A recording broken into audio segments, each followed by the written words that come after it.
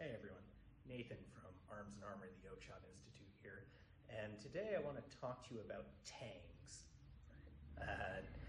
Tangs on medieval and Renaissance swords are a topic that's discussed a lot on internet forums and among sword folks, right? People like to use certain ideas about how tangs work to try and categorize modern sword reproductions into kind of authentic and inauthentic categories, and good quality and bad quality categories. For the most part, this is good. Right? There are certainly some things you should not do if you're making a sword, right? But there are other things that people were doing historically all the time that if a modern maker did it, people would think that they were doing something wrong. So I want to look at a few medieval swords from the Oakeshott Institute collection here today, and I've chosen ones that have revealed tangs, right? So they're swords where the grip is missing, so that we can really see what's going on inside of the handle on these pieces. And I'm going to give you some close-ups here so that you can think about them when you're discussing modern swords. So here's the first one. Right, this is a European sword blade, probably from the 14th or 15th century, probably more likely the 15th century. It says Bisoti me fecit, Bisoti made me on it. And you can see here that this sword has a weld right here at the base. So there's a tang that's welded onto it. It's a forge weld that was put on there. This sword is interesting because it's a European blade that was made for export markets. So it was made in Bisoti, probably Italy, to be sold outside of Europe. Right? It had a different tang on it, probably at least a tang stub, when it was sold. And makers in Passau and Solingen and Toledo would do this all the time. You'd make a big bucket of sword blades with a stubby little tang on them. You put them in a bucket or a barrel, seal them up, and ship them off to local cutlers who would use the quality steel blades to put together swords. Right?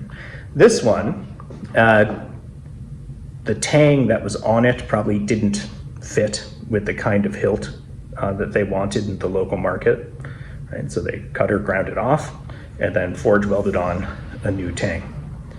This is really common kind of practice. You can see here that this tang is quite thin, right? And the pommel would begin about here, right? Where the tang transitions from being square-ish to round.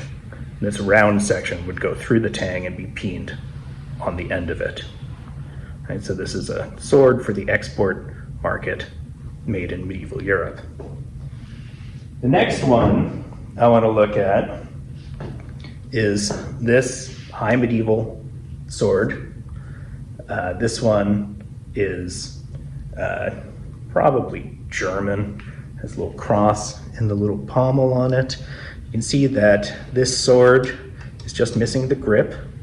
The tang, right, is part of the blade, comes down, comes through the crossguard, and then tapers in this direction right before it goes into the pommel.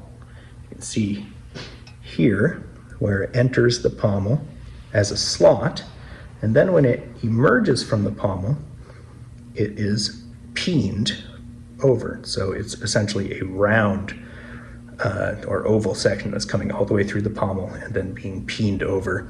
You can check out our previous blog about peening to get some more info on that. And so this sword, one thing to notice is that the tang is quite thin, actually, right? So it's wide this way, but thin this way. In fact, it's a little strangely wide through here. This is a little bit of an odd sword, but it demonstrates some of the ways that these were put together. Right. So there's that tang.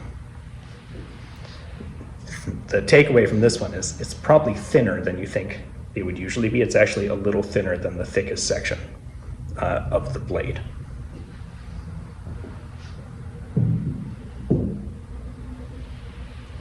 Now, here's an interesting sword.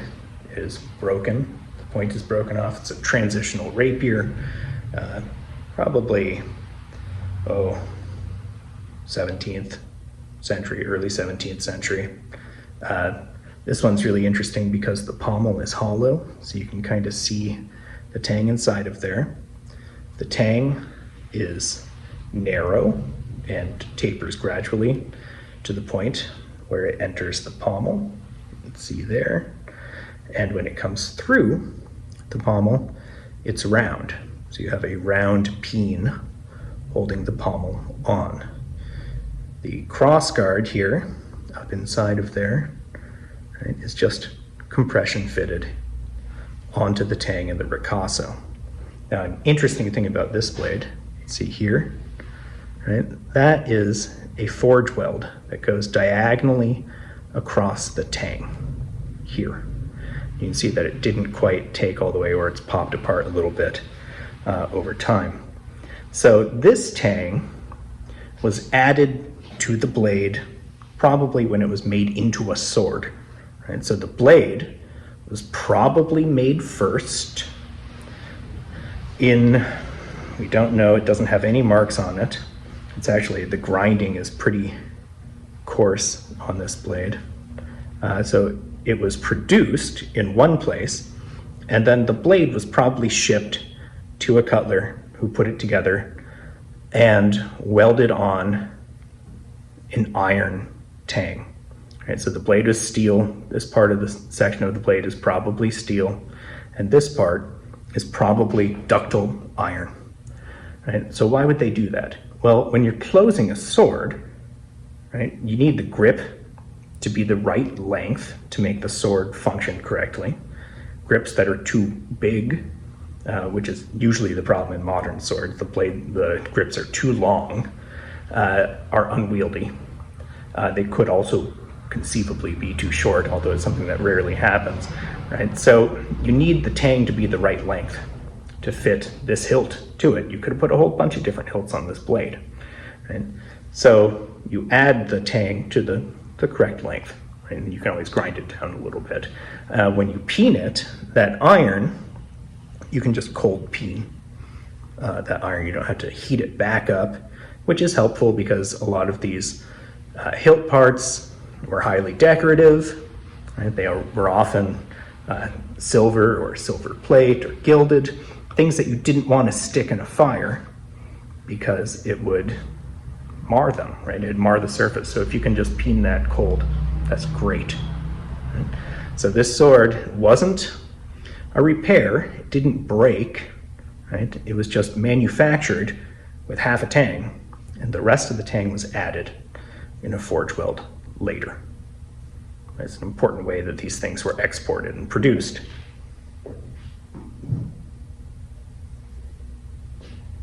Here's another transitional rapier. Right, so this one also 17th century.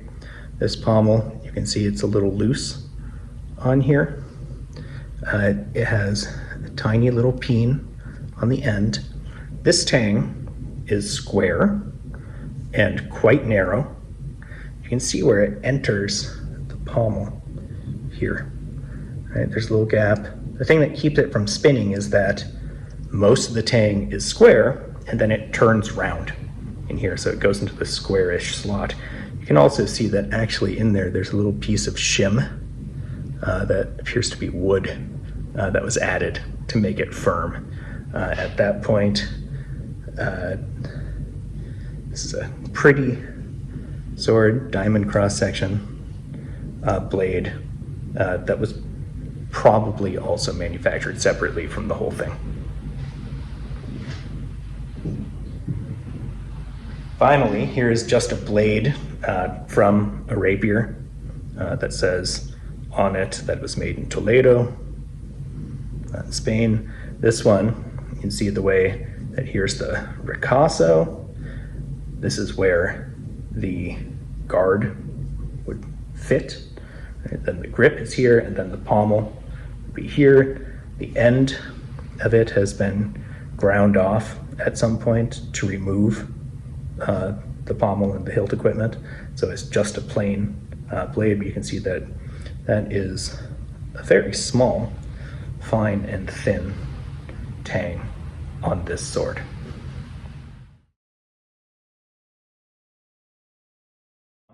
Is that medieval and Renaissance sword tangs were often thinner than we would normally think.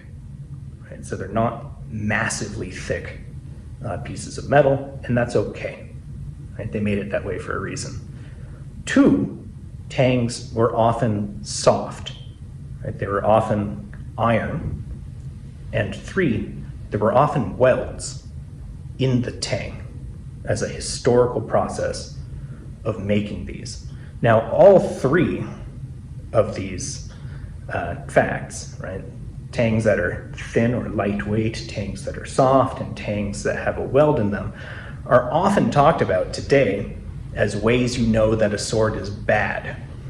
Right? And sometimes they can be, right? A bad sword can be a bad sword, and you can have a weld in a bad place on the tang that would be a bad idea.